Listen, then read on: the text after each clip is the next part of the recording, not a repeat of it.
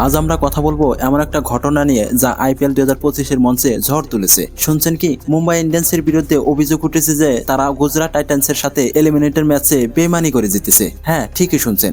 একটা কথা বলি, আইপিএল মানেই তো ড্রামা, তাই না? মাঠের ভিতর খেলা আর মাঠের বাইরে বিতর্ক। চলুন দেখি এই বিতর্ক শুরুটা কোথায়। প্রথমে আসুন জানি এই অভিযোগটা এলো কোথা থেকে। 30 মে 2025 মোহালিতে আইপিএল 2025 এলিমিনেটর ম্যাচে মুম্বাই ইন্ডিয়ান্স গুজরাট টাইটান্সকে 20 রানে হারিয়ে দ্বিতীয় কোয়ালিফায়ারে জায়গা করে নেয়। মুম্বাই প্রথমে ব্যাট করে রোহিত শর্মার 81 রানের সুবাদে 228 রানের বিশাল স্কোর করে। জবাবের গুজরাট দলের সুদর্শনের 80 রানের দুর্দান্ত ইনিংস সত্ত্বেও 208 রানে থেমে যায়। এখন পর্যন্ত মনে হচ্ছে এটা একটা সাধারণ ম্যাচ, তাই না? কিন্তু বিতর্কটা শুরু হয় এই ম্যাচের কিছু সিদ্ধান্ত নিয়ে। এক্সে পোস্ট অনুযায়ী কিছু ফ্যান দাবি করছে যে আম্পায়ারিং এর কিছু সিদ্ধান্ত মুম্বাইয়ের পক্ষে গেছে, যা গুজরাটের জয়ের সম্ভাবনা কেড়ে নিয়েছে। বিশেষ করে একটা এলবিডব্লিউ সিদ্ধান্ত নিয়ে বিতর্ক হয়েছে, যেখানে গুজরাটের একজন গুরুত্বপূর্ণ ব্যাটসম্যানকে আউট দেওয়া হয়। ফ্যানরা বলছে বলটা লেগ স্টাম্পের বাইরে ছিল আর ডিআরএস এর সময় আম্পায়ারের কল বদলানো হয়নি। এখন এটা সত্যি হতেও পারে, নাও হতে পারে, কিন্তু এই ধরনের অভিযোগ আইপিএল এ নতুন নয়। আরেকটা অভিযোগ হলো মুম্বাইয়ের বোলারদের বল টেম্পারিং নিয়ে। কিছু ফ্যান দাবি করেছে যে মুম্বাইয়ের কিছু বোলার বলের সঙ্গে ছোটখাটো কারসাজি করেছে, যা তাদের সুইং বোলিং এ সুবিধা দিয়েছে। তবে এই অভিযোগের কোনো কঠিন প্রমাণ এখনো পাওয়া যায়নি। এখন আপনারা হয়তো ভাবছেন ওই অভিযোগগুলো কি শুধু ফ্যানদের হতাশা, নাকি এর পেছনে কিছু সত্যতা আছে। চলুন এবার একটু গভীরে গিয়ে এই বিতর্ক বিশ্লেষণ করি। আসুন প্রথমে আম্পায়ারিং সিদ্ধান্তের বিষয়টা দেখি। আইপিএলে ডিআরএস সিস্টেম আছে, যা সাধারণত সিদ্ধান্তের সঠিকতা নিশ্চিত করে, কিন্তু ডিআরএস এরও কিছু সীমাবদ্ধতা আছে।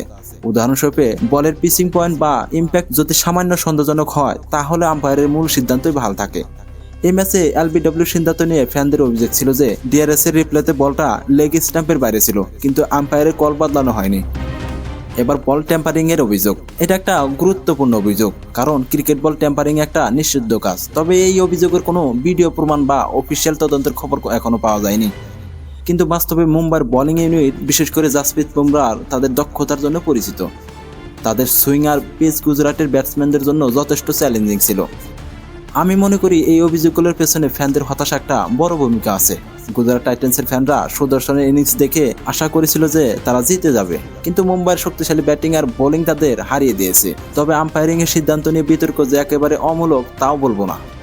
আইপিএলে এর আগেও আম্পায়ারিং নিয়ে প্রশ্ন উঠেছে। এখন আপনারা হয়তো ভাবছেন এই বিতর্ক শেষ কোথায়, মুম্বাই কি সত্যি বেমানি করেছে? চলুন এবার ঘটনার তাৎপর্য আর ভবিষ্যৎ নিয়ে কথা বলি। এই বিতর্ক আমাদের কি শেখায়? প্রথমত, আইপিএল এর মতো বড় টুর্নামেন্টে আম্পায়ারিং এর সিদ্ধান্ত আর টেকনোলজির ব্যবহার আরো স্বচ্ছ হওয়া দরকার। ফ্যানরা যখন দেখে যে একটা সিদ্ধান্ত তাদের দলের জন্য ক্ষতিকারক হচ্ছে, তখন হতাশা থেকে এমন অভিযোগ আসে। আমার মনে হয় আইপিএল কর্তৃপক্ষের উচিত যে ডিআরএস সিস্টেমকে আরো উন্নত করা, যাতে কোনো সন্দেহ না থাকে। দ্বিতীয়ত, এই ঘটনা আইপিএলের প্রতিযোগিতামূলক চেতনার কথা মনে করিয়ে দেয়। মুম্বাই ইন্ডিয়ান্স এবং গুজরাট টাইটান্স দুটোই শক্তিশালী দল।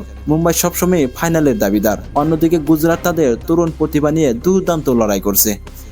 ভবিষ্যতের কথা বলতে গেলে এই অভিযোগগুলো মুম্বাইয়ের খেলায় কোনো প্রভাব ফেলবে বলে আমার মনে হয় না। তারা এখন দ্বিতীয় কোয়ালিফায়ারে আর ফাইনালের দিকে এগিয়ে যাচ্ছে। তবে আইপিএল কর্তৃপক্ষ যদি এই অভিযোগগুলো তদন্ত করে, তাহলে এটা ক্রিকেটের জন্য ভালো হবে।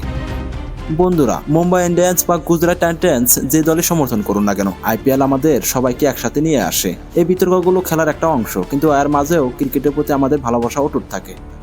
আমি নিজেও একজন ক্রিকেট ফ্যান হিসাবে বলছি, এই ধরনের ঘটনা আমাদেরকে খেলাটাকে আরো মজাদার করে। তো এই ছিল আজকের ভিডিও। যদি এই ভিডিও আপনাদের ভালো লেগে থাকে, তাহলে অবশ্যই লাইক করবেন আর চ্যানেলটা সাবস্ক্রাইব করতে বলবেন না। তাহলে আবারও দেখা হবে। ধন্যবাদ সবাইকে।